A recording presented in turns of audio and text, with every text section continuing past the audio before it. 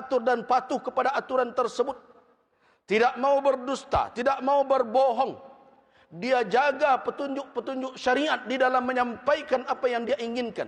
Dan lebih mengedepankan fikirannya, wawasannya, bukan pencitraannya, tetapi kemampuannya agar orang tahu dan amanah itu diberikan oleh orang dengan kesadaran dan kepercayaan.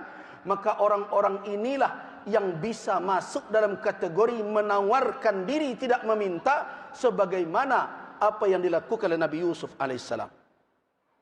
Wahai kaum muslimin, karena itu saya menganggap tidak semua orang yang menampilkan dirinya itu berhak untuk kita tunjuk. Karena itu, pertimbangan pertama yang harus dipakai oleh umat Islam, lihat bagaimana cara dia menampilkan dirinya. Kalau dia sudah meminta-minta, jangan berikan kepada orang yang meminta. Tetapi kalau orang itu menunjukkan siapa dia dengan keasliannya, dengan kejujurannya, dengan kemampuannya, orang seperti ini kemungkinan dia memang ingin berbuat, dan bahkan sebenarnya dia mungkin tidak mau menampilkan, tetapi sistem yang memaksa dia harus demikian. Wahai kaum muslimin, kenapa ini harus dijelaskan?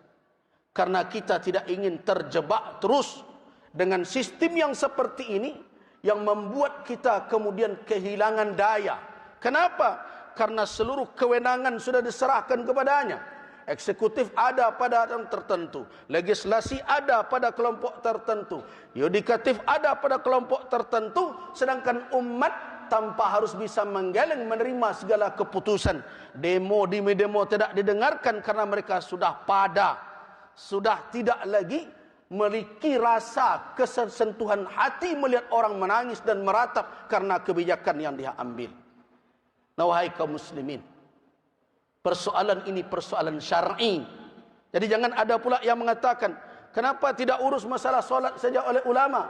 Kenapa tidak urus MUI masalah puasa saja? Kenapa tidak jelaskan masalah ini saja?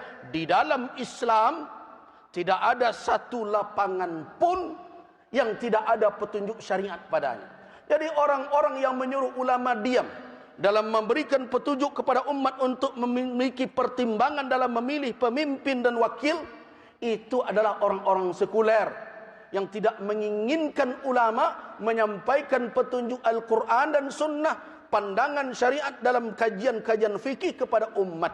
Ingat, Islam itu kamil, sempurna, syamil, meliputi seluruh masalah. Itulah makna al-yawma akmaltu lakum dinakum.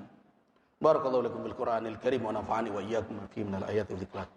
Aqulu qawli hadha wa astaghfirullah lakum minal ghafurur rahim.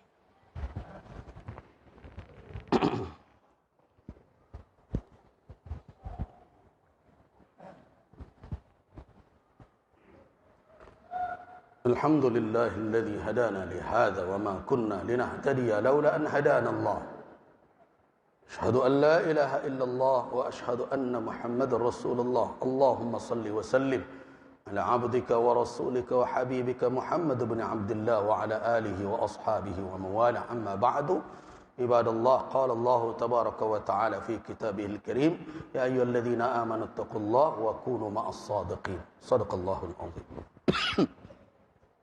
Jemaah rahimakumullah, di antara keputusan yang diambil oleh para ulama se-Indonesia dalam ijtima' di Padang Panjang, bahwa memilih pemimpin, mengadakan suatu kepemimpinan di tengah masyarakat bukanlah suatu hal yang sunnah, tetapi wajib hukum. Tidak boleh suatu komunitas, apalagi bangsa yang besar ini, tanpa seorang pemimpin. Bahkan Nabi SAW memberikan petunjuk di dalam perjalanan bermusafir 3 orang saja. Nabi meminta harus ada seorang menjadi imam. In kuntum salasa fi safarin falyummakum ahadukum. Kalau kamu bertiga dalam bermusafir, jadilah seorang menjadi imam kamu. Apalagi dalam jumlah 270 juta lebih, tentu akan kacau balau. Karena itu menghadirkan kepemimpinan dan adanya seorang pemimpin itu merupakan kewajiban, bukan sunnah. Nah, bagaimana caranya? Situasi dan kondisi yang ada bahwa negeri ini memilih satu sistem, terlepas setuju atau tidak setuju dengan konsepnya masing-masing. Tapi itulah yang disepakati saat ini untuk melahirkan seorang pemimpin. Kalau kita biarkan ini terjadi dengan alasan ini tidak sesuai dengan konsep kita berbagai macam, maka lahirlah pemimpin yang sama sekali mungkin berjarak jauh dengan nilai-nilai syariat. Karena itu, pilihan hanya satu untuk saat ini. Terlibat aktif dan cerdas. Terlibat aktif dan cerdas di dalam mewujudkan kepemimpinan yang baik. Bukan berpangku tangan. Sebagai ketua MUI, saya bukan tim kampanye siapapun dan tidak akan menunjuk nama siapapun.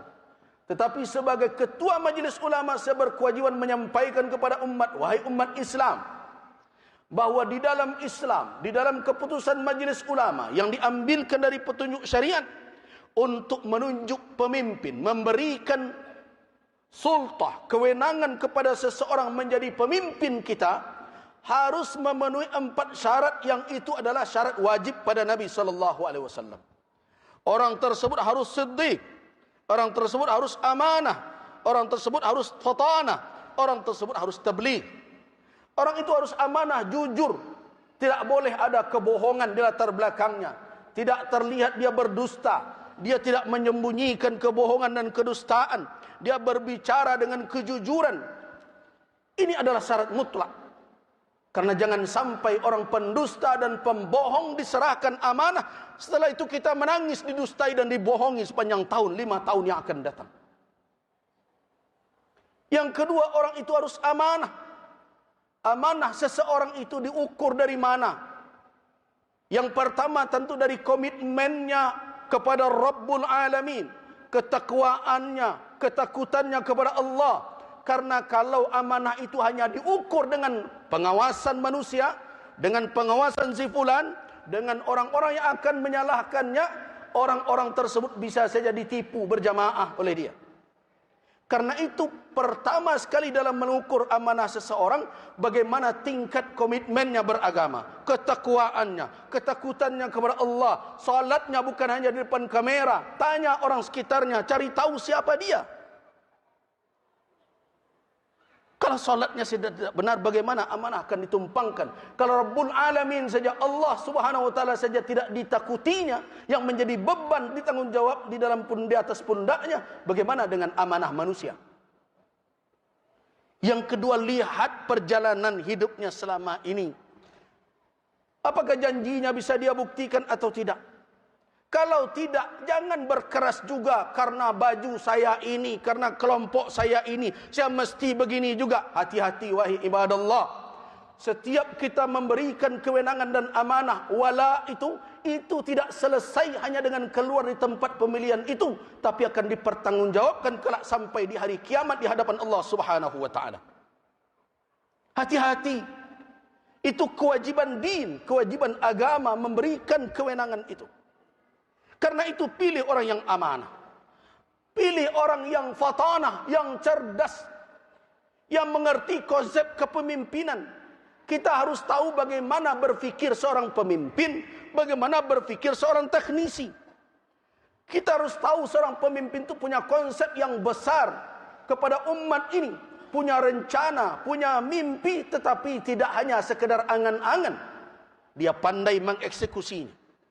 Dia mengerti bagaimana cara menjalankannya. Dan dia faham apa yang menjadi penyakit dan masalah di tengah bangsa ini yang harus dia obati.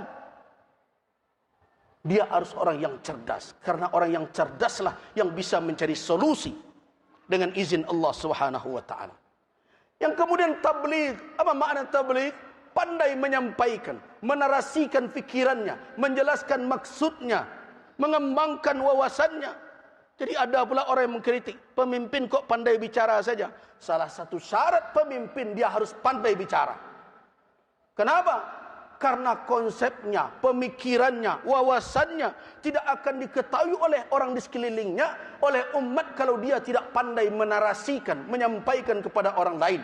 Dan dia harus jujur menjelaskan yang sebenarnya. Itu tabligh. Apa makna tabligh? Orang itu transparan, orang itu punya kemampuan dan kemauan dengan lurus menyampaikan apa yang ada yang menjadi tanggung jawab